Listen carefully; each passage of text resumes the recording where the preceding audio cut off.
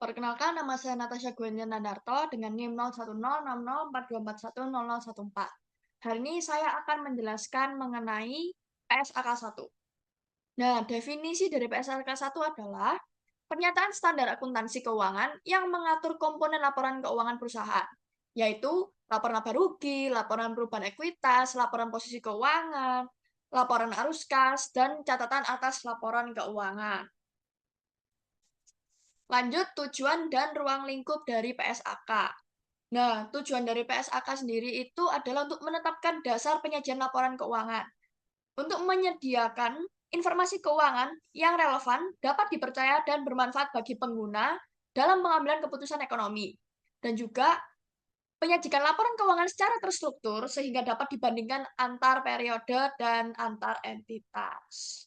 Yang kedua, mengatur elemen laporan keuangan utama.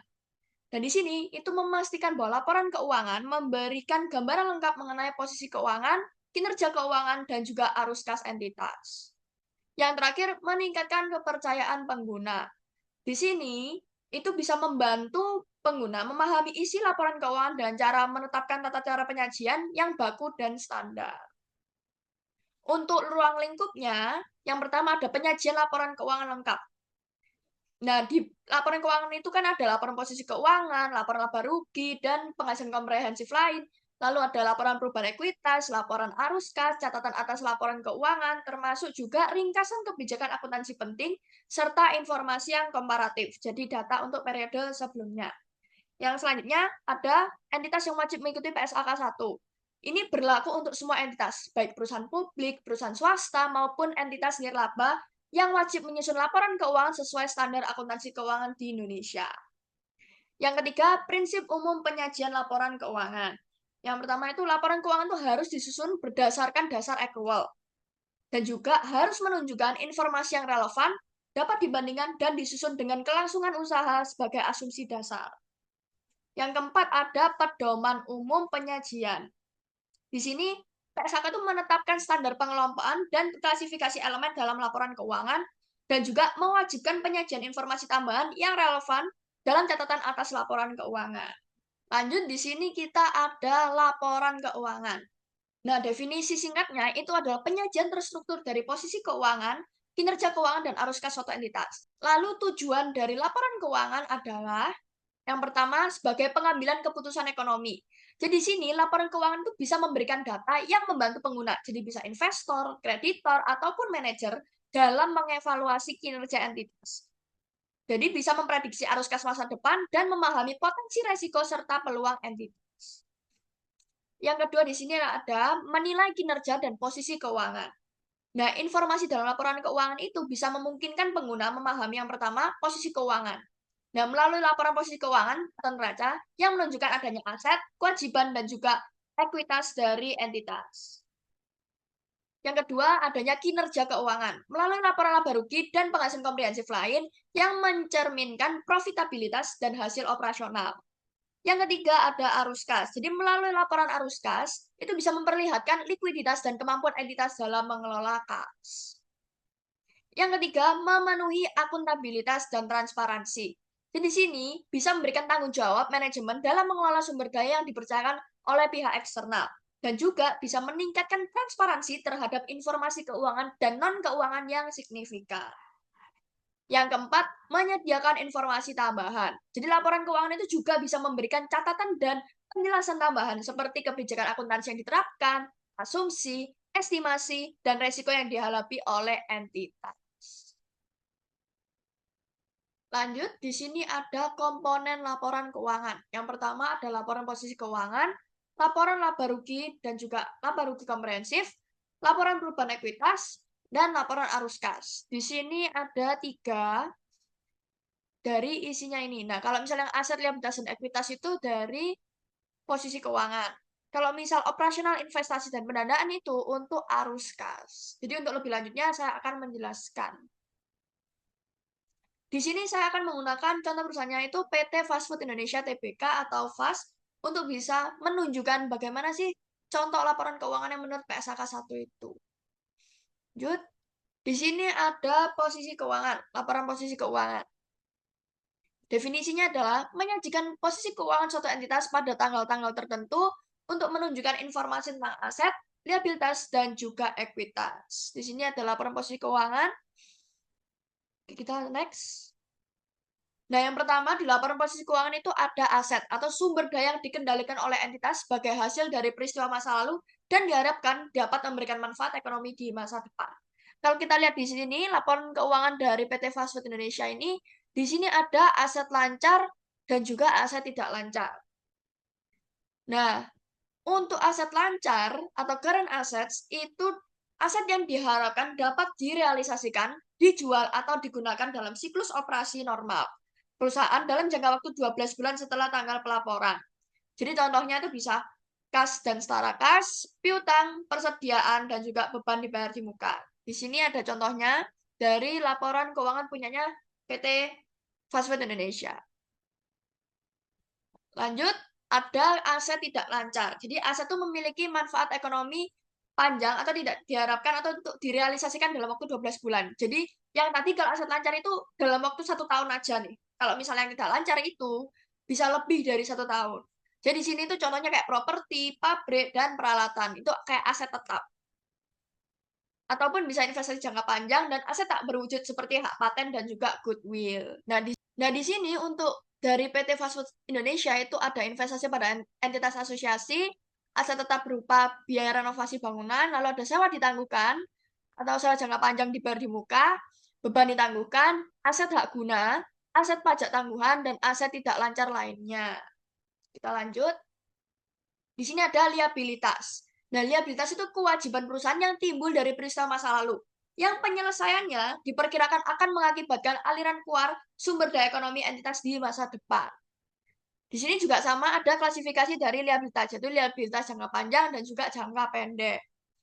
Nah, untuk jangka pendek atau lancar, itu harus diselesaikan dalam satu siklus operasi normal perusahaan atau dalam 12 bulan setelah tanggal pelaporan. Jadi harus diselesaikan dalam 1 tahun. Jadi kewajiban ini tuh harus selesai dalam jangka waktu 1 tahun. Nah, contohnya itu ada utang usaha, beban accrual, dan utang jangka pendek.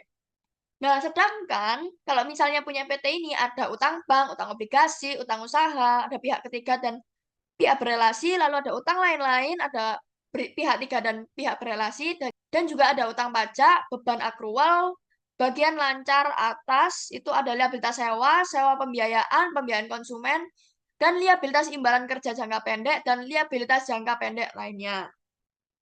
Lanjut kalau jangka panjang sama seperti aset, kalau misal jangka panjang itu temponya lebih dari 12 bulan dari tanggal pelaporan. Jadi bisa utang jangka panjang, obligasi, dan kewajiban pensiun. Kalau di sini, kalau punyanya PT Fast Food Indonesia, itu ada liabilitas sewa, sewa pembiayaan, dan biaya konsumen. Serta ada utang obligasi dan liabilitas imbalan kerja jangka panjang. Selanjutnya ada ekuitas. Nah, ekuitas itu bagian hak pemilik atas aset perusahaan yang setelah dikurangi semua liabilitas. Jadi ekuitas itu mencerminkan sisa kepemilikan dalam aset perusahaan yang dapat diklaim oleh pemilik entitas. Lanjut di sini ke komponen dari ekuitas. Yang pertama ada modal saham. Jumlah investasi yang disetorkan oleh pemilik atau pemegang saham ke perusahaan. Jadi terdiri dari 3. Modal dasar atau jumlah saham yang diotorisasi, modal ditempatkan atau jumlah saham yang telah dijual kepada pemegang saham, dan terakhir modal di setor penuh atau modal yang sudah sepenuhnya dibayar oleh pemegang saham. Jadi di sini kita bisa melihat bahwa ada modal saham, modal dasar, modal ditempatkan, dan setor penuh. Lalu lanjut ada modal di setor atau agio saham. Itu selisih antara harga jual saham dengan nilai nominalnya. Di sini juga ada agio saham. Lalu lanjut ke adanya saldo laba atau retained earnings. Jadi akumulasi laba bersih yang tidak dibagikan sebagai dividen dan tetap diinvestasikan untuk mendukung pertumbuhan perusahaan. Jadi di sini ada saldo laba juga di sini yang digunakan untuk pengembangan atau pertumbuhan dari perusahaan tersebut. Lanjut ke pendapatan komprehensif lain. Nah, definisinya adalah item-item penghasilan yang belum diakui dalam laba rugi, tapi dicatat dalam ekuitas. Seperti adanya keuntungan atau kerugian dari revaluasi aset tetap, dan juga selisih kurs akibat translasi laporan keuangan. Dan yang terakhir adanya hak non-pengendali, jadi bagian ekuitas yang dimiliki oleh pihak lain selain entitas induk dan entitas anak. Jadi kita lanjut. Nah, di sini itu kalau misal dalam satuan akuntansi itu kan aset sama dengan liabilitas plus ekuitas. Itu kan rumus dasar akuntansi. Otomatis di laporan posisi keuangan, aset di sini itu jumlahnya harus sama dengan liabilitas tambah ekuitas. Nah, alasannya kenapa sih? Nah, ini untuk memastikan bahwa catatan keuangan itu akurat, mencerminkan realitas ekonomi perusahaan dan sesuai dengan prinsip akuntansi.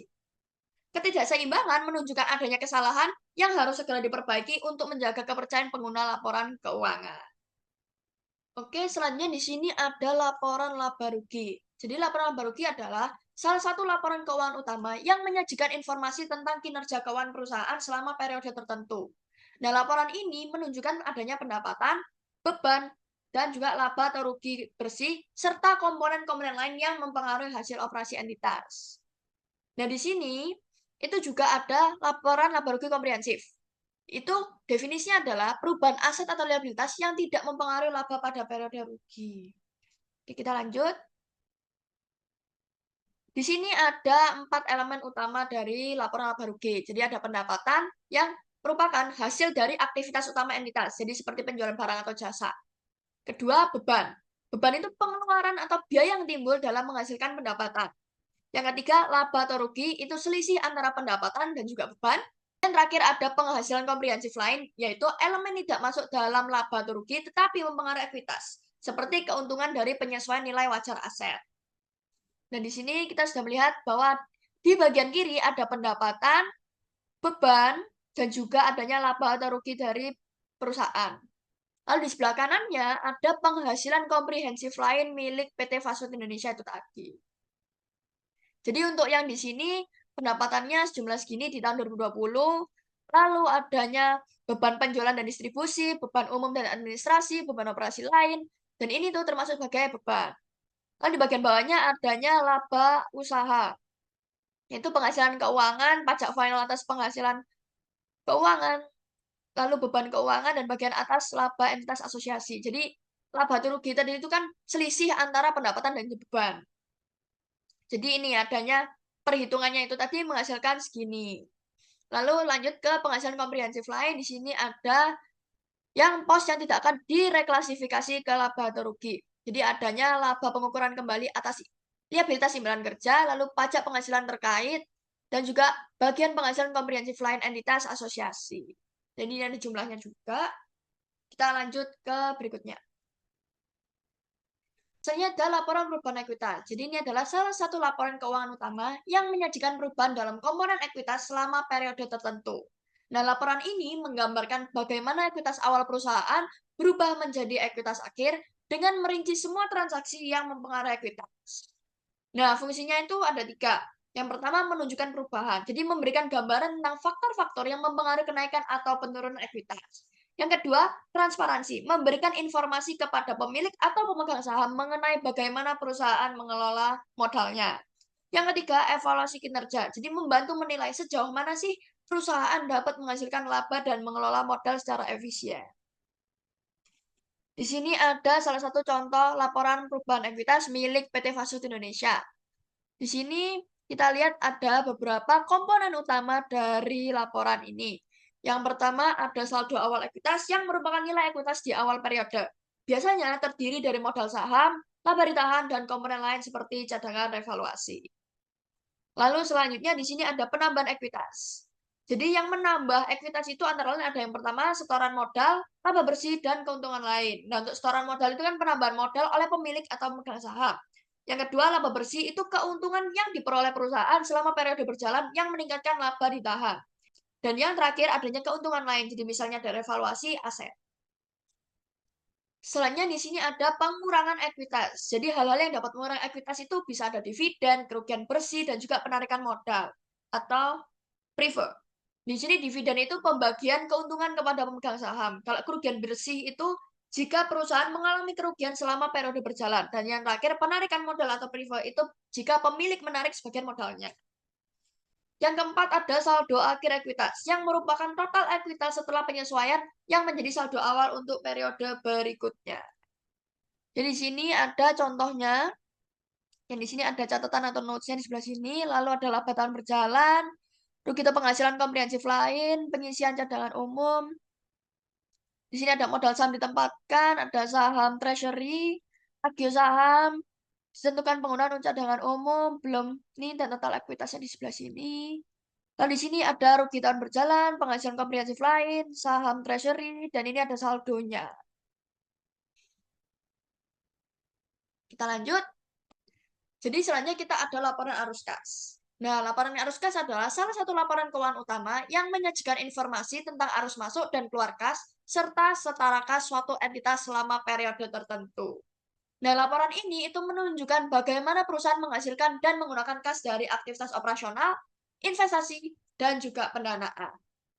Nah, tujuannya adalah yang pertama, memberikan gambaran tentang kemampuan suatu perusahaan menghasilkan kas. Yang kedua, menunjukkan kemampuan perusahaan dalam memenuhi kewajiban jangka pendek. Yang ketiga, membantu menilai kesehatan keuangan perusahaan dari strategi likuiditasnya. Dan yang terakhir, memberikan informasi penting kepada investor dan juga kreditur mengenai kemampuan perusahaan membayar dividen maupun utang. Kita lanjut ke di sini ada komponen dari laporan arus kas. Nah, yang pertama di sini adanya arus kas dari aktivitas operasional. Jadi, arus kas yang berasal dari aktivitas utama entitas. Jadi, contohnya itu bisa ada kas masuk, kas keluar, metode langsung, ataupun metode tidak langsung. Jadi, ini aktivitas operasional, ada penerimaan dari pelanggan, penerimaan bunga, pembayaran kepada pemasok, pembayaran beban operasi, pembayaran kepada karyawan, pembayaran bunga atas utang bank, pembayaran bunga atas utang pembiayaan konsumen, pembayaran bunga atas liabilitas sewa, dan pembayaran bunga atas utang obligasi.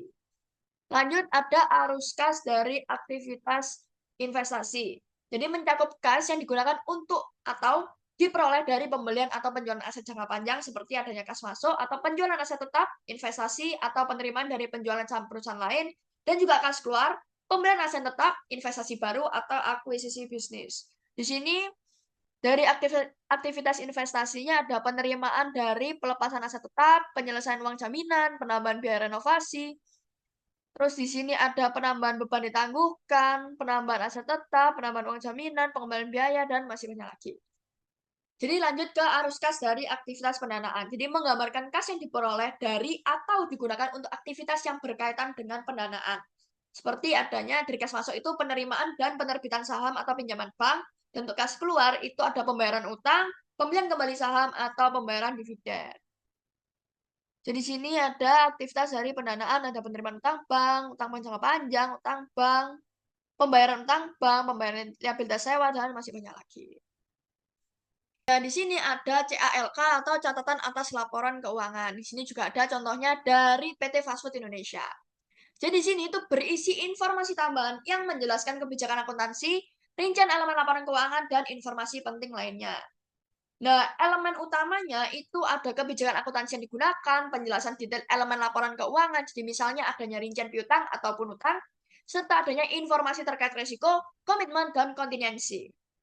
Nah, fungsi penting dari CALK adalah memberikan informasi yang tidak tercermin di laporan utama, misalnya penjelasan tentang perubahan nilai aset atau kewajiban akibat penyesuaian nilai wajar. Yang kedua, menjelaskan kebijakan akuntansi. Jadi kebijakan yang digunakan entitas seringkali mempengaruhi interpretasi laporan keuangan, seperti metode penyusutan atau pengakuan pendapatan.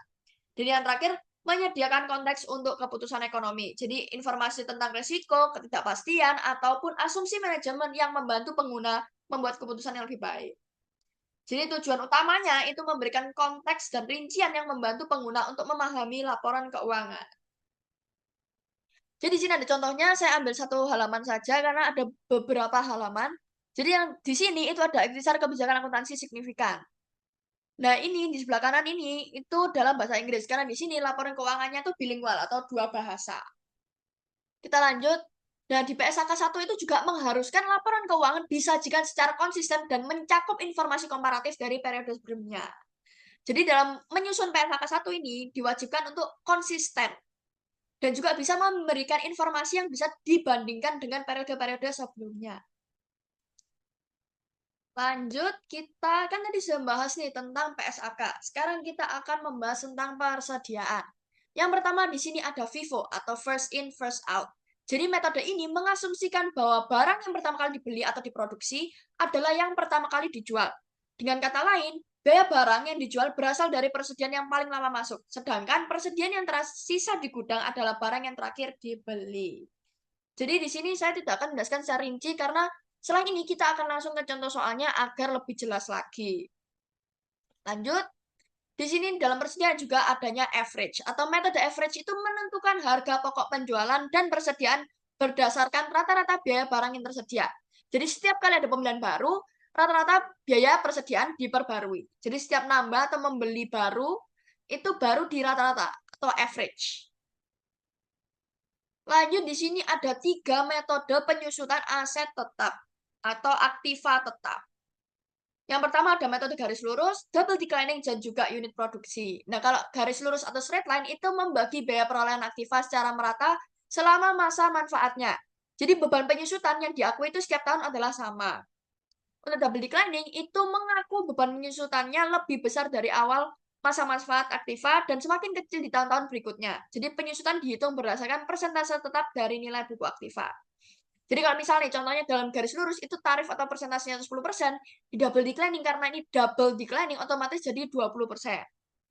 Lanjut ke unit produksi. Nah, metode ini tuh menghitung penyusutan berdasarkan penggunaan atau output aktual aktiva, seperti jumlah jam kerja mesin atau unit barang yang telah dihasilkan. Oke, sekarang kita bisa langsung ke contoh soal dari Vivo, average, dan juga 3 metode penyusutan itu tadi.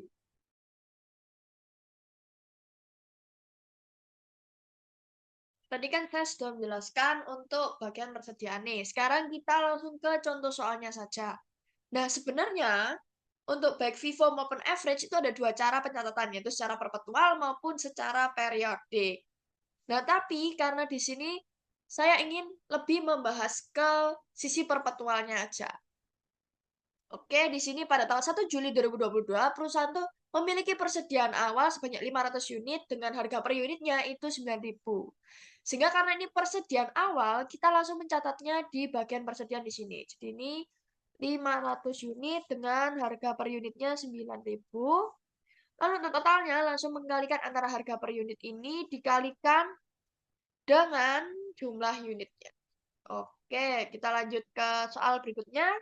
Pada tanggal 3 Juli, itu perusahaan melakukan pembelian sebanyak 300 unit dengan harga per unitnya itu 10.000.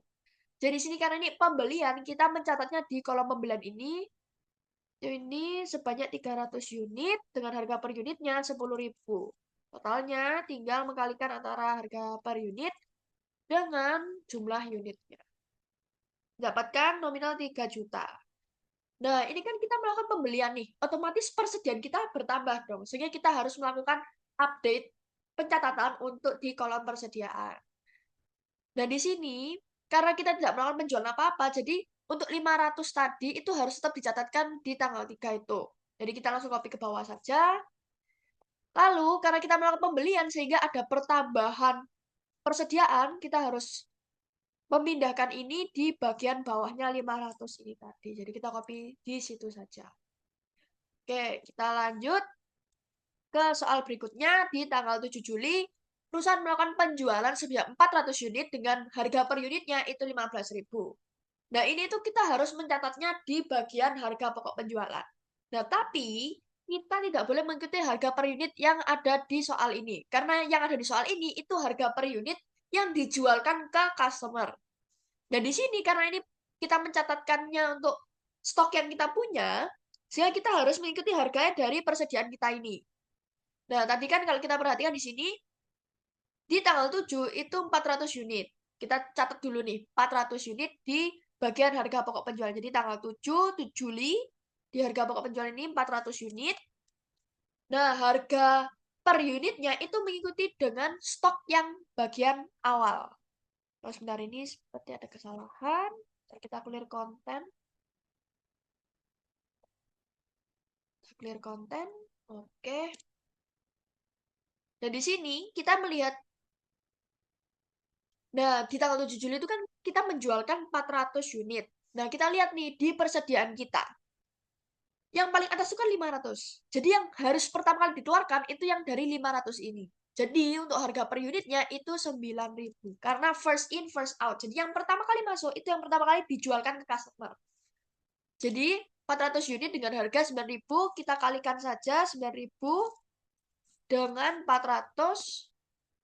Sehingga di sini untuk stoknya, karena kita menjualkan 400, otomatis dari 500 ini tersisa 100 karena terjual tadi 400. Jadi di sini kita mencatatkannya 900 dengan harga per unitnya 9.000. Lalu kita tinggal mengkalikan antara 9.000 dengan 100 menghasilkan 900.000.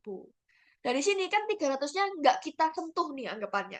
Jadi tetap kita catatkan di bawahnya yang harga 9.000 itu tadi. Jadi kita catatkan di sini. Ctrl V, Enter. Oke, kita lanjut ke soal berikutnya di tanggal 8. Nah, di tanggal 8 Juli ini, perusahaan melakukan penjualan lagi sebanyak 100 unit. Nah, harga per unitnya itu 15.000. Sama seperti tadi caranya, yang kita catatkan itu yang dari stok kita, dari persediaan kita. Dan di sini 100 unit. Dan di sini paling atas kan tadi kan 100 unit dengan harga 9.000 yang tersisa di tanggal 7 tadi. Sehingga yang di tanggal 8, karena ini menjualkan 100, otomatis kita menggunakan yang 100 dengan harga 9.000. Oke, di sini langsung mengkalikan 9.000 dengan 100. Sehingga stok yang tersisa, karena tadi ini 100 sudah terjualkan, stok yang tersisa itu sisa 300. Jadi kita tuliskan di bagian persediaan bawah ini langsung. Langsung copy ke bawah aja. Oke, lanjut ke soal berikutnya di tanggal 15 Juli melakukan pembelian sebanyak 300 unit dengan harga per unitnya itu 12.000. Karena ini pembelian, otomatis yang kita lihat harga per unitnya itu yang sesuai soal. Karena ini pembelian. Oke, di tanggal 15, 300 unit dengan harga per unitnya 12.000. Oke, di sini kita langsung mengalikan 12.000 dengan 300. Nah, ini kan pembelian nih, sama seperti tadi. Jadi kita harus mencatatnya di sini itu yang awal tadi itu 300 dulu. Jadi kita copy 300-nya. Kita copy, lalu kita paste di sini. Karena ini yang tersisa dari yang tanggal-tanggal sebelumnya.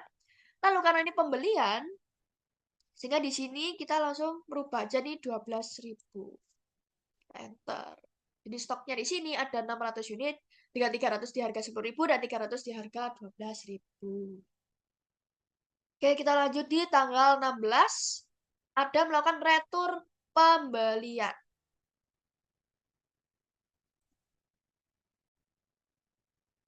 Oke, kita lanjut ke tanggal 16 Juli. Di sini ada retur pembelian sebanyak 100 unit dengan harga per unitnya itu 12.000. Di sini kan retur pembelian. Jadi kita mengembalikan apa yang kita beli. Di sini tanggal 16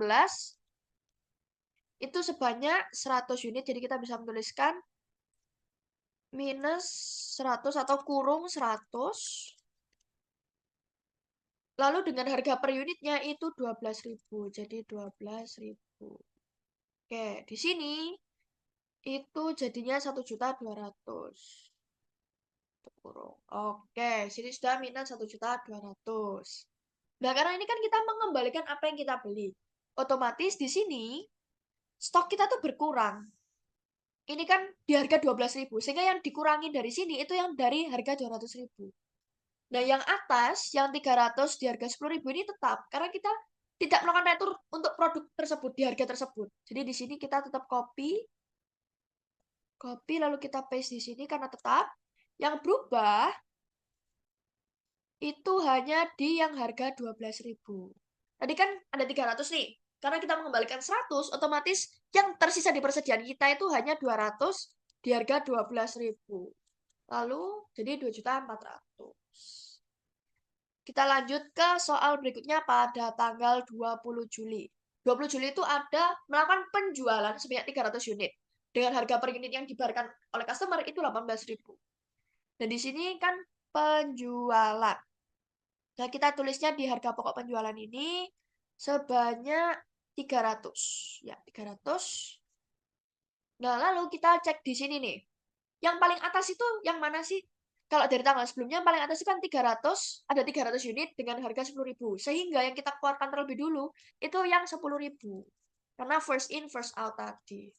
Oke, ini kita kalikan 10.000 dengan 300 menghasilkan 3 juta. Nah, kan kita udah mengeluarkan 300 tadi itu. Sehingga untuk persediaan di tanggal 20 itu hanya tersisa 200 ini. Jadi kita langsung copy ke bawah saja. Karena yang 300 tadi sudah terjualkan ke customer. Kita lanjut ke tanggal 21. Nah, tanggal 21 ini melakukan retur penjualan sebanyak 100 unit. Nah, harga per unitnya yang dikembalikan itu 18.000.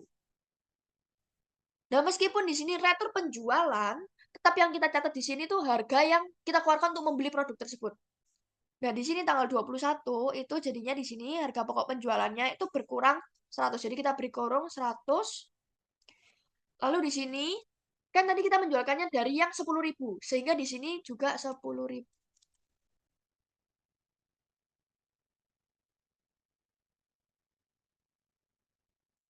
Sehingga di sini 10.000. Lalu untuk totalnya menjadi kurung 1 juta.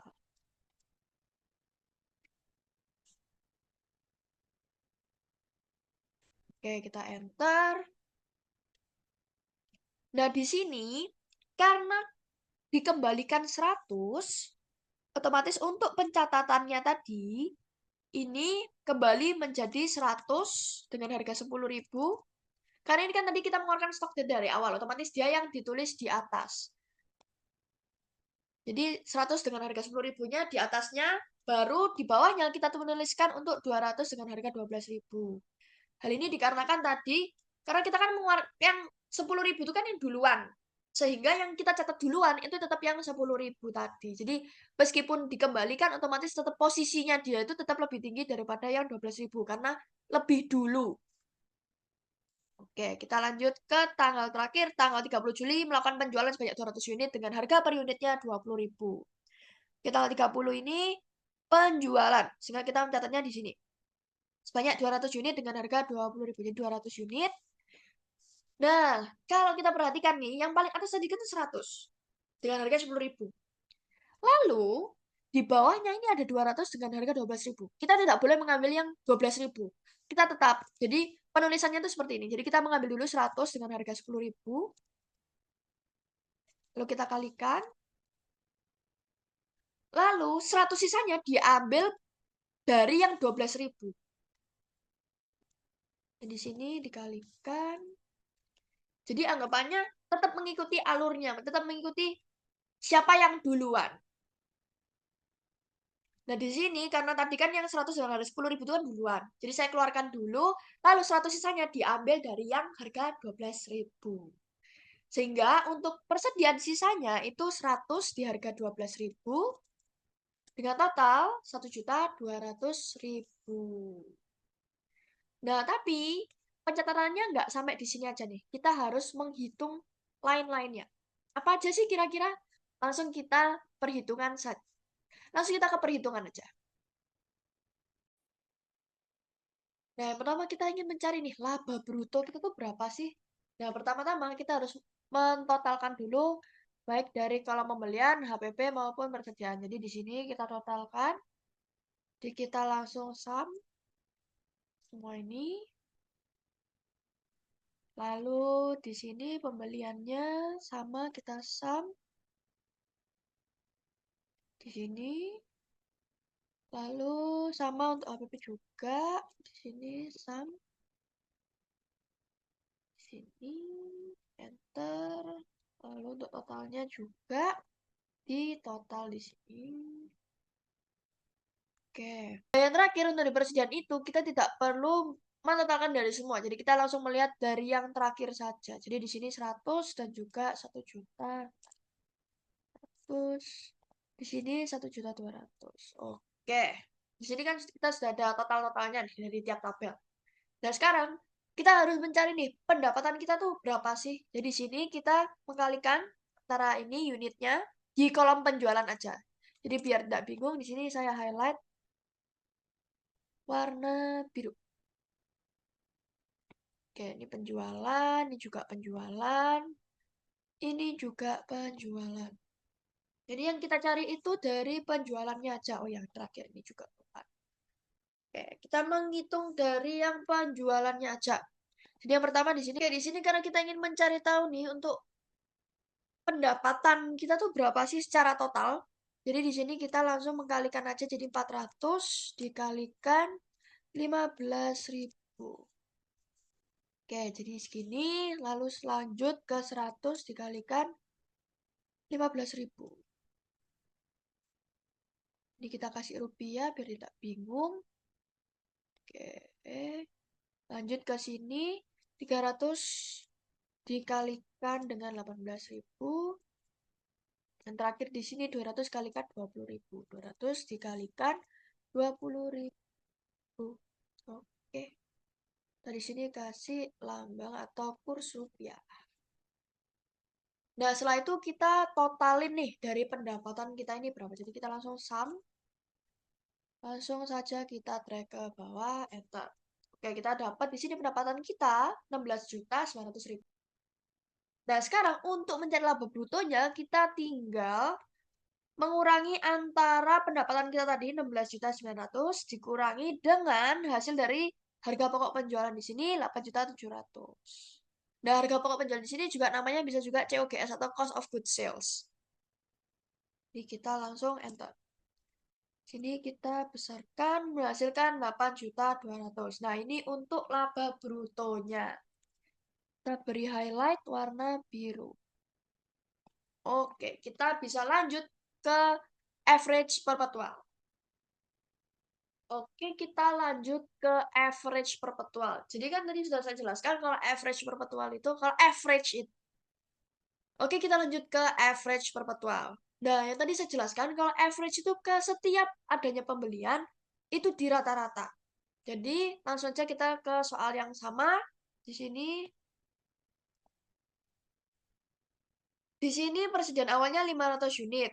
Kita tetap catatkan di bagian persediaan sini 500 unit dengan harga 9.000 dengan total ya sama seperti tadi 9.000 dikalikan dengan 500. Oke, dibesarkan lalu rupiah di rupiah. Kita lanjut ke tanggal 3. Di sini kan pembelian sebanyak 300 unit dengan harga 10.000. Tetap di sini kita catatkan 300 unit dengan harga 10.000. Lalu di sini totalnya itu sama seperti tadi, yaitu 10.000 kita kalikan dengan 300. Jadi kita beri rupiah cepat besar. Oke. Sekarang untuk persediaannya di sini berbeda dengan first in first out, yaitu kayak pencatatannya. Nah, sekarang untuk persediaannya di first in first out itu kan harus dipisah nih. Per harga per unitnya kalau misal beda-beda harus dipisah. Nah, kalau di average itu bisa langsung dijumlahkan. Jadi di sini langsung saja menjumlahkan antara 500 dengan 300 ini. Lalu totalnya sama 4.500.000 ini ditotalkan dengan 3 juta, yaitu total dari pembelian tanggal 3. Nah, setelah itu untuk mencari harga per unitnya, kita bisa membagi antara 7.500.000 dibagi dengan 800. Menghasilkan 9.375. Oke, kita cek. Oke, kita bisa lanjut ke soal berikutnya, tanggal 7. Nah, di tanggal 7 tadi itu kan kita melakukan penjualan sebanyak 400 unit. Nah, di sini kita langsung saja ke bagian penjualan 400 unit. Nah, 400-nya tuh ngambil dari yang 800 tadi. Jadi, harganya itu mengikuti ini. Sehingga untuk totalnya 400 dikalikan dengan 9.375. Oke, ini kita perbesar. Menghasilkan 3.750.000.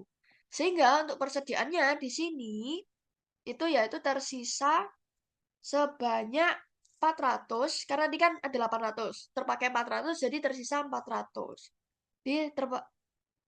Jadi tersisa 400 dengan harga 9.375, yaitu sebenarnya bisa di copy sih. Jadi kita langsung copy saja biar cepat. Oke, di sini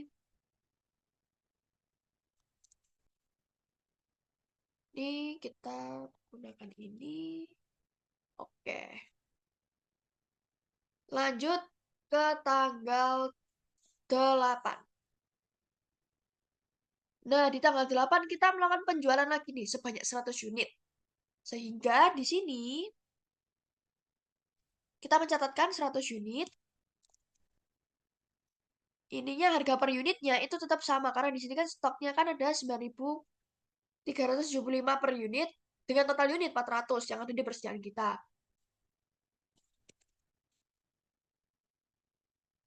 Nah, kita lanjut ke tanggal 8. Jadi ini tanggal 8, kita melakukan penjualan lagi sebanyak 100 unit. Oke, jadi kita tuliskan di tanggal 8 ini, unitnya ada 100.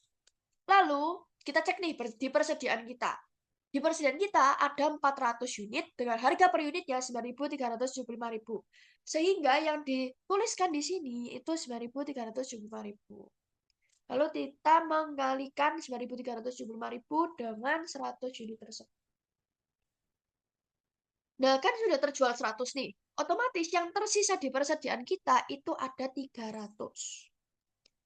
Dengan harga per unitnya sama, yaitu 9.375.000. Sehingga langsung kita kalikan saja. Ini 9.375. Oh, sebentar. Dikalikan dengan 300. Lanjut ke tanggal 15. Tanggal 15 kita melakukan pembelian sebanyak 300 unit dengan harga per unitnya 12.000. Oke, kita mencatatkan di sini 300. Harga per unitnya tadi itu kan 12.000. Jadi kita tuliskan harga per unitnya 12.000. Lalu totalnya ya sama seperti tadi dikalikan antar 12.000 ini dengan 300. Oke, kita rubah ke rupiah.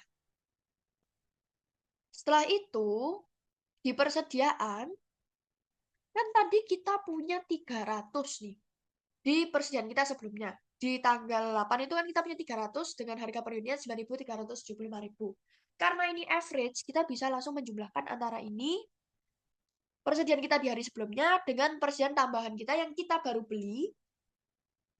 Lalu tidak lupa kita juga menjumlahkan antara yang ada di persediaan kita dengan yang nominal yang kita beli. Sehingga dari sini kita bisa mencari harga per unitnya berapa, yaitu dengan cara 6.412.500 ini dibagi dengan 600. Kita enter. Menghasilkan per unitnya itu 10.687. Oke, kita lanjut ke tanggal 16. Tanggal 16. Di sini tanggal 16 itu kita melakukan retur pembelian. Karena ini retur pembelian, sehingga di kolom pembelian ini kita sama memberikan kurung, yaitu sebanyak 100. Dengan harga per unitnya 12.000. Lalu di sini jadi 1.200.000. 200.000. Oh, sebentar. Kurung tutupnya belum saya ketik. Oke. Sini kita beri rupiah juga. Lalu, karena kita melakukan retur pembelian, otomatis kita akan mengembalikan dari stok kita nih. Yang awalnya di 600, jadinya 600 dikurangi 100. Jadinya 500. Lalu, dari 500 ini, kan tadinya stok kita ada 6.412.500 nih. Itu kita kurangkan dengan 1.200.000 yang kita kembalikan. Jadi stok kita di persediaan kita di tanggal 15 itu kita kurangkan dengan yang kita retur atau kita kembalikan di tanggal 16. Jadi 6.400.000 ini dikurangi dengan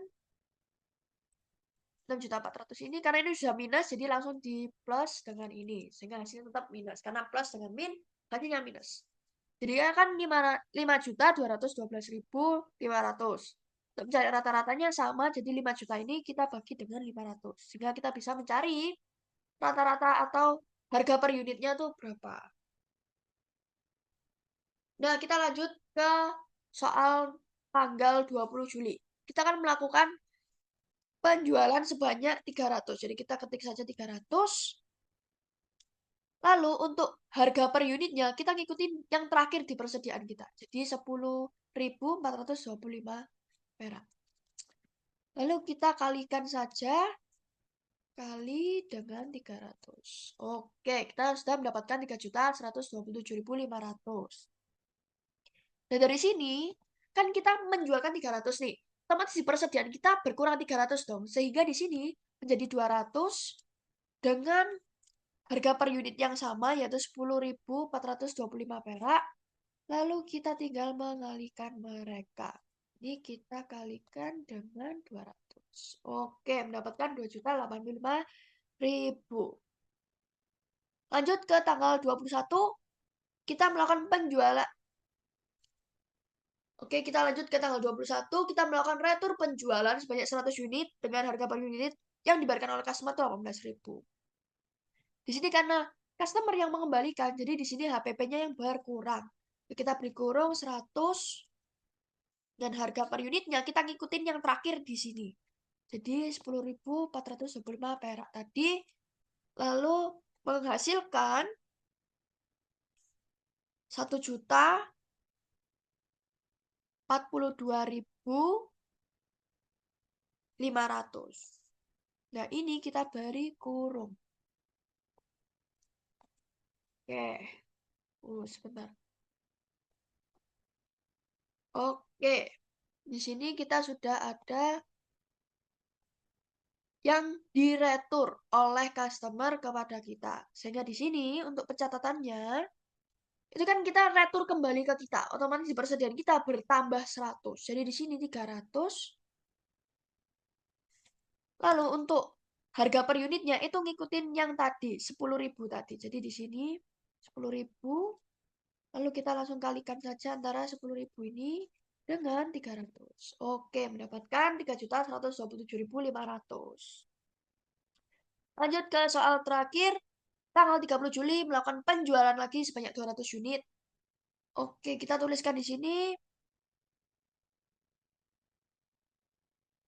Kita tuliskan di sini 200. Lalu untuk harganya sama, yaitu mengikuti tadi 10.000 tadi. Lalu dikalikan ini dengan 200. Oke, enter. Sehingga yang tersisa di persediaan kita itu sisa 100 dengan harga 10.000 tadi. Lalu untuk persediaan terakhir kita itu menjadi segini. Kita kalikan dulu. Oke. Jadi 1.042.500. Nah, sekarang kita langsung lanjut ke berikutnya. Nah, sama seperti tadi, kita harus mencari laba brutonya lagi nih. Sekarang kita langsung saja menjumlahkan dari kolom pembelian, harga pokok penjualan, dan juga persediaan. Oke, kita jumlahkan langsung. Sum. Yang dijumlahkan itu dari unit dan juga totalnya saja. Jadi, sum. Kita jumlahkan ini. Lanjut ke sini, kita jumlahkan. Ini juga kita jumlahkan. Nah, tapi untuk yang di persediaan yang kita lihat itu hanya yang terakhir saja. Jadi di sini 100 dan 1.042.500. Oke. Di sini untuk mencari laba brutonya sama seperti tadi, yaitu kita mengurangi total penjualannya kita, yaitu 16 juta ini tadi. Jadi di sini kita beri sama dengan 16 juta ini kita kurangi dengan yang total dari HPP tadi. Jadi kita kurangi dengan ini. Oke, menghasilkan 8.042.500. Di sini terlihat bahwa dengan cara FIFO dan juga average itu menghasilkan laba bruto yang berbeda. Kalau di FIFO tadi kan 8.200.000. Kalau misal di average itu 8.042.500. Oke, dan di sini punya soal. PT Friendzone membeli mesin cetak seharga 500 juta dengan umur ekonomi 10 tahun dan nilai restu 50 juta. Berikut rincian penggunaan mesin selama 10 tahun. Ini adalah soal untuk penyusutan aset tetap. Oke, yang pertama, tahun pertama 2 juta, tahun kedua 1.800.000, tahun ketiga 1.200.000, oke, sampai akhir. Yang pertama yang ditanya itu straight line, metode straight line. Nah, di sini kan belinya itu tanggal 1 Januari. Jadi ini yang tanya itu metode straight line jika peralatan dibeli pada tanggal 1 Januari. Dan di sini biaya yang dapat disusutkan itu dari nilai awal 500 juta ini dikurangi dengan nilai residu. Jadi di sini 450 juta. Nah, untuk tarifnya, persentasenya itu didapat dari 100/10. Nah, 100% itu dari total dis. Dan 100% itu kan total dari persentase itu kan 100 kalau secara keseluruhan. Nah, 10-nya itu dari umur ekonomisnya. Kan dipakai 10 tahun nih. Otomatis harusnya 100/10. Jadinya 10%. Lalu untuk mencari beban penyusutan, tinggal mengalikan 450 juta ini dengan 10%. Oke. Untuk akumulasi penyusutan, karena ini tahun pertama, ya pastinya sama 45 juta.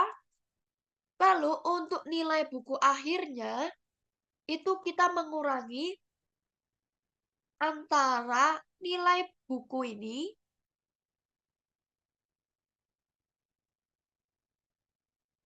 untuk nilai buku akhir di straight line itu kita mengurangi nilai yang dapat disusutkan ini jadi 450 juta dikurangi oleh beban penyusutan. Menghasilkan 405.500. Oke. Nah, sebenarnya untuk biaya yang dapat disusutkan dari tahun pertama hingga tahun ke-10 itu sama. Jadi kita biar cepat langsung copy ke bawah saja. Begitu juga dengan tarifnya, yaitu sama 10-nya 10%. Nah, karena ini kan sama semua nih, otomatis beban penyusutannya itu dari tahun pertama hingga tahun terakhir itu juga pastinya akan sama. Yang membedakan di sini tuh akumulasi. Akumulasi itu kan anggapannya itu kan totalnya. Jadi di sini itu 45 juta dijumlahkan dengan 45 juta. Lalu 90 juta dijumlahkan dengan 45 juta. Lalu begitu seterusnya. Jadi kita ke bawah. Hingga jika kita melihat di tahun terakhirnya itu harus sama dengan nilai dari biaya yang dapat disusutkan. Jadi sama-sama 450 juta. Di sini untuk perhitungannya semua rata-rata sama. Jadi 450 juta dikali dengan tarifnya 10% menghasilkan beban penyusutan. Dari sini untuk mencari nilai buku akhirnya ya sama seperti tadi 450 ini dikurangi dengan 45 juta. Nah, untuk di tahun kedua ini kita menguranginya dari 405 ini dikurangi dengan 45 juta. Lalu begitu seterusnya. Jadi 360 dikurangi dengan 45 juta. Dan begitu juga seterusnya ke bawah. Jadi biar cepat kita langsung saja. Hingga jika kita lihat di sini, nilai buku akhirnya itu 0. Sebenarnya tidak semua soal atau studi kasus itu pasti menghasilkan 0. Bisa sisa beberapa juta mungkin. Namun di soal saya ini habis terpakai karena umur ekonomisnya tadi 10 tahun. Sehingga di sini habis. Lalu yang di soal kedua kita punya soal parsial. Karena dibelinya tanggal 1 April. Nah, untuk soal parsial ini ada tambahan satu yaitu partial year di sini. Kan kalau misalnya tadi kan dari Januari sampai Desember kan full 12 bulan. Nah, sedangkan karena ini belinya 1 April, jadi hitungannya April, Mei, Juni, Juli, Agustus, September, Oktober, November, Desember. Jadi kan 9 bulan. Jadi untuk partial year-nya kita tuliskan di sini 9/12. Untuk tarifnya tadi sama 10%. Dan untuk biaya dapat disusutkan sama 450 juta. Ini kita langsung aja copy ke bawah karena semuanya sama dan juga tarifnya juga semuanya sama. Yang membedakan di sini lebih ke partial ke tahunnya aja. Yang tadi kan full 12 bulan. Yang ini kan tadi adanya mulainya kan April. Jadi kan April ke Desember itu kan nggak full 12. Jadi ada kolom partial year ini. Nah, ini kan cuma berlaku di tahun pertama dan tahun ke-11 aja. Meskipun tadi hitungannya kan 10 tahun, tapi sebenarnya kalau misal dicatat di penyusutan ini jadinya 11. Karena yang April hingga Desember jadi 1 tahun, dan juga Januari hingga Maret itu dihitung sendiri. Jadi Januari hingga Maret itu kan sisa 3/12. Jadi di sini kita hitung menjadi 0,25. Sedangkan yang lain ini jadinya angka 1 karena full 1 tahun. Jadi dari tahun 2 hingga tahun ke-10 itu full 1 tahun. Karena Januari sampai Desember, Januari sampai Desember, Januari sampai Desember hingga ke-10. Sedangkan yang di tahun terakhir ini jadinya sisa 0,25. karena sisa kurang 3 bulan yang belum tercatatkan anggapannya. Di sini beban penyusutannya sama seperti tadi, namun bedanya dikalikan dengan partial year. Jadi 450 dikalikan dengan tarif, dikalikan lagi dengan partial year-nya. Lalu di sini itu sama 45 juta. Jadi langsung saja saya kalikan ini dengan 450 dengan 10%. Oke, karena ini kan dari 2 hingga 10 ini kan sama. Saya langsung copy ke bawah saja. Oke. Dan yang terakhir itu sama seperti cara yang di atas. Jadi 450 juta dikalikan dengan 10%, dikalikan lagi dengan 0,25 atau dari total partial year-nya. Di sini sama untuk akumulasinya dijumlahkan saja. Jadi di sini kita jumlahkan 33 dengan 45. Lalu 78 ini dengan 45 hingga ke bawah. Oke, di sini jika kita lihat di akumulasi penyusutan paling akhirnya 450 dan hasilnya pun sama dengan biaya yang dapat disusutkan. Jadi ini sudah benar. Dan untuk nilai buku akhirnya sama seperti tadi. Jadi 450 ini kita kurangi dengan 3375. Oke, menghasilkan 416.250. Kita kurangi lagi dengan 45. Begitu seterusnya hingga paling bawah. Dan ini menjadi habis. Jadi ini sama. Oke, kita lanjut ke metode berikutnya. Yaitu unit of activity atau unit aktivitas. Kita lanjut ke unit of activity atau unit aktivitas. Oke, di sini saya sudah bikin tabelnya, lalu kita langsung saja copy unit aktivitasnya dari tahun pertama ke tahun ke-10 biar lebih cepat. Oke, langsung saja kita copy dari sini ke bawah, kita langsung copy ke sini. Oke.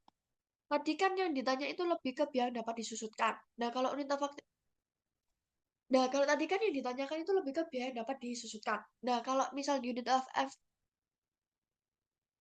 nah kalau tadi kan yang ditanyakan itu lebih ke biaya yang dapat disusutkan yaitu 450 juta. Kalau di unit of activity ini yang ditaruh atau yang dihitung itu dari unit aktivitas karena sesuai namanya tadi unit aktivitas. Oke, kita kasih order dulu. Nah, di sini ada biaya per unit. Nah, gimana sih cara cari biaya per unit? Biaya per unit itu dapat dari biaya yang dapat disusutkan dibagi dengan total unit. Dan jika ini kita jumlah dari 2 juta ini hingga 1,3 menghasilkan kan 18 juta. Sehingga di sini total unitnya 18 juta.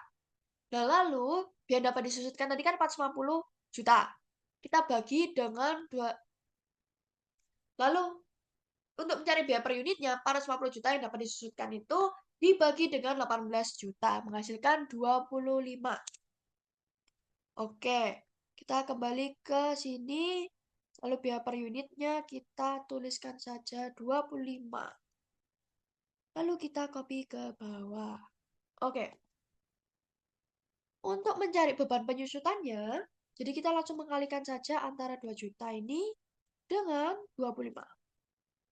Menghasilkan 50 juta. Ini kita melakukan hal yang sama dari tahun pertama, kedua, hingga ke 10. Jadi kita langsung aja copy rumusnya menghasilkan seperti ini. Oke, kita lanjut ke akumulasi penyusutan. Untuk akumulasi penyusutan caranya sama kayak seperti tadi. Jadi di sini untuk tahun pertama kan akumulasi penyusutannya ya cuma 50 juta. Tahun kedua 50 dijumlahkan dengan 45. Lalu 95 dijumlahkan dengan 30. Begitu seterusnya hingga tahun ke-10. Oke, di sini mendapatkan 450 juta. Oke, sekarang kita ke nilai buku akhirnya. Nah, kalau yang tadi kan,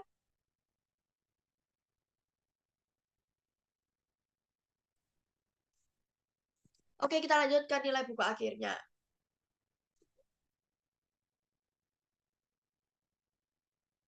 Oke, kita lanjut ke nilai buku akhirnya. Nah, yang tadi kan kita menguranginya tuh dari yang dapat disususkan 450 juta. Dan kalau yang di unit of activity ini kita menguranginya dari 500 juta. Jadi ini kita tuliskan aja 500, 500 juta. Oke, jadi kita langsung aja menuliskan 500 juta dikurangi dengan beban penyusutan. Oke, lanjut ke 450 dikurangi 45, 405 dikurangi dengan 30, dan begitu seterusnya. Copy ke bawah saja untuk rumusnya. Oke, di sini tersisa bahwa nilai buku akhirnya di unit of activity ini 50 juta. Oke, kita lanjut ke metode berikutnya, yaitu double declining. Nah, kita lanjut ke double declining. Nah, kalau double declining itu kan dikali 2 dari tarif awalnya. Tarif awalnya tadi kan 10%. Kalau dikali 2 menjadi 20%. Jadi di sini kita langsung saja menuliskan 20%, lalu kita copy ke bawah. Oke, kita lanjut ke tahun pertama. Nilai buku awalnya tadi kan 500 juta. Jadi kita menuliskannya di sini tuh 500 juta. Jadi bukan lagi yang biaya dapat disusutkan, tapi langsung ke buku awalnya 500 juta. Lalu untuk beban penyusutannya sama 500 juta kita kalikan dengan 20%, sehingga akumulasi penyusutannya ini nilai buku akhirnya 500 tadi dikurangi dengan 100. Oke. Nah, bedanya dengan metode-metode lain, ini kan tadi nilai buku akhirnya di tahun pertama itu kan 400 juta. Dan di tahun kedua, nilai buku akhir ini itu menjadi nilai buku awalnya. Jadi di tahun kedua itu nilai buku awalnya 400 juta. Lalu sama seperti tadi, kita kalikan saja ini 20% dengan 400 juta. Lalu akumulasi penyusutannya 100 dengan 80 dijumlahkan. Untuk nilai buku akhirnya, tinggal 400 dikurangi dengan 80. Oke, kita lanjut ke tahun ketiga. Sama, jadi 320 ini kita kalikan dengan 20%. Lalu untuk akumulasinya 180 dijumlah dengan 64. Lalu untuk nilai buku akhirnya ya tinggal 320. Kita kurangi dengan 64. Oke, lanjut ke tahun keempat. Tahun keempat juga sama. 256-nya jadi buku awal di tahun keempat, dikalikan dengan 20%. Lalu untuk akumulasinya 244 ini dijumlahkan dengan 51200. Lalu untuk nilai buku akhirnya, tinggal 256 ini kita kurangi dengan 51200. Oke, lanjut ke tahun kelima. Yaitu ini nilai buku awalnya. Kita kalikan dengan 20%. Lalu untuk akumulasinya itu 295 dijumlahkan dengan 40. Lalu untuk nilai buku akhirnya tinggal 204 dikurangi dengan 40. Oke, lanjut ke tahun berikutnya. Oke, 163 ini dikalikan dengan 20% lagi. Lalu, oh sebentar di sini. Oh, inconsist. Oke lah. Lalu akumulasinya sama 336 ini dijumlahkan dengan ini dengan nilai buku akhir 163 dikurangi dengan 32. Oke, lanjut ke tahun ke-7. Jadi stepnya itu dilakukan hingga tahun ke terakhir, guys. Di akumulasinya 368 ini jumlahkan dengan 26. Oke, kita lanjut ke tahun ke-8. Oke, langsung gini. Dijumlahkan dengan ini. Lanjut. 416 dijumlahkan dengan ini. Nah, untuk tahun yang terakhir ini itu disesuaikan, guys. Nah, untuk tahun yang terakhir ini disesuaikan. Ini yang kita lihat ini kan sisa nilai buku akhirnya itu kan 67.108. Oke, kita tuliskan aja di sini. Nah, kalau misal kita kalikan beban penyusutannya jadi 13 juta. Nah, jadinya akumulasi penyusutannya itu ini dijumlah dengan ini. Jadinya kan 446, 312. Itu kan nggak sama nih, sama yang awalnya 500. Sehingga di tahun ke terakhir ini kita hapus aja sini clear content. Sehingga di sini kita clear content dulu. Itu disesuaikan, guys. Sehingga di sini itu disesuaikan. Jadi saya hapus saja di tanggal 10 ini. Ini kan tadi kan awal sisanya tuh kan 432 nih. Buat jadiin ini 500, otomatis di sini kan tinggal 500 dikurangi dengan 432. Saya menghasilkan 67 tadi. Nah, nilai buku akhirnya kan 67. Langsung saja. Jadi di sini anggap aja langsung 67 juta. Jadi langsung aja tulis 67 juta di sini. Lalu langsung di nilai buku akhirnya itu menjadi 0. Karena di sini lab langsung. Nah, karena di sini kan kalau kita lihat itu sisanya kan 67 juta ini. Oke. Kalau misalnya kita kalikan dengan 20%, itu akan terus berlanjut karena kita ingin stop di 10 di tahun ke-10 ini, sehingga kita langsung saja akumulasi penyusutannya itu langsung ini dijumlahkan dengan ini. Ini kan langsung 500 sudah sesuai kan? Jadi nilai buku akhirnya langsung 0. Jadi kalau di tahun terakhir ini langsung saja menuliskan nilai buku akhir ini di nilai buku awal tahun terakhir, tahun ke-10 ini. Lalu langsung akumulasi penyusutan dilihat. Kalau misalnya langsung 500 juta, langsung sesuai dengan nilai buku awal, ya sudah. Langsung nilai buku akhirnya di nolkan. Jadi disesuaikan. Oke, kita lanjut ke double declining. Jika pembelian peralatan di tanggal 1 Juni. Sama seperti tadi, tarifnya 20%. Karena tadi kan double declining, lalu kita copy ke bawah. Partial year-nya kan Juni, Juli, Agustus, September, Oktober, November, Desember. Jadi kan 7 bulan. Jadi sini partial year-nya 7/12. Lalu Januari, Februari, Maret, April, Mei. 5 bulan. Jadi di sini partial year di tahun ke-11 itu 5/12. Nah, di sini sisanya 1. Oke, 1 kita copy ke bawah. Sama seperti tadi, nilai buku awalnya 500 juta, jadi kita tuliskan di sini 500 juta. Lalu beban penyusutannya, kita sama caranya 500 juta dikalikan dengan 20%, dikalikan lagi dengan partial year-nya. Enter. Akumulasi penyusutannya juga. Karena ini tahun pertama, jadi mengikuti beban penyusutan tahun 1, lalu nilai buku akhirnya 500 juta dikurangi dengan 58 tadi. Enter. Lalu untuk di tahun kedua, nilai buku awalnya ya 44. Lalu di tahun kedua ya nilai buku awalnya itu ya nilai buku akhir di tahun pertama. Jadi di sini kita langsung saja biar nggak usah ngetik. Lalu kita langsung kalikan ini dengan 20%. Lalu akumulasinya 58 dijumlahkan dengan 88. Lalu nilai buku akhirnya ya tinggal 441 ini dikurangi dengan beban penyusutan. Enter. Lanjut ke tahun ketiga. Seperti ini caranya sama. Jadi dikalikan dengan ini. Oke, akumulasi penyusutannya tinggal ini dijumlahkan dengan 70. Sehingga nilai buku akhirnya di sini 353 ini kita kurangi dengan beban penyusutan. Oke, lanjut ke tahun berikutnya. 282, kita enter. Lalu beban penyusutannya sama, 20% dikalikan dengan nilai buku awal. Lalu akumulasinya menjumlahkan 217 ini dengan 56. Lalu nilai buku akhirnya 282 dikurangi dengan 56 tadi. Oke, lanjut. Sini enter. Caranya sebenarnya kurang lebih sama sehingga kita langsung saja biar cepat. Oke, di sini 20%. Nah, di sini 20% dikalikan dengan ini. Lalu akumulasinya sama.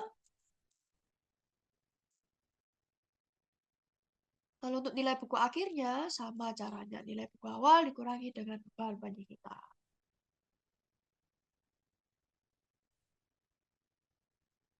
Lanjut ke tahun ke-6.